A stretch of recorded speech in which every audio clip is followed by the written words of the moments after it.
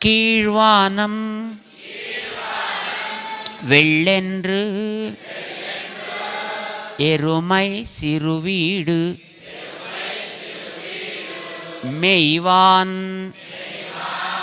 பரந்தனகான் மிக்குள்ள பிள்ளைகளும் போவான் போகின்னாரை போகாமல் காத்து உன்னை கூவுவான் வந்து நின்னோம் கோதுகலமுடைய பாவாய் எழுந்திராய்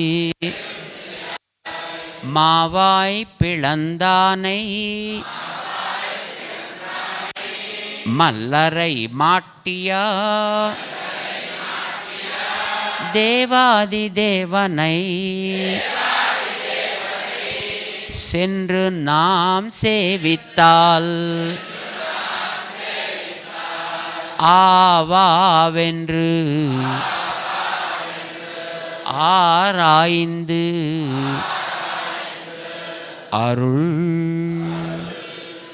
ஏலோரெம்பாவாய்.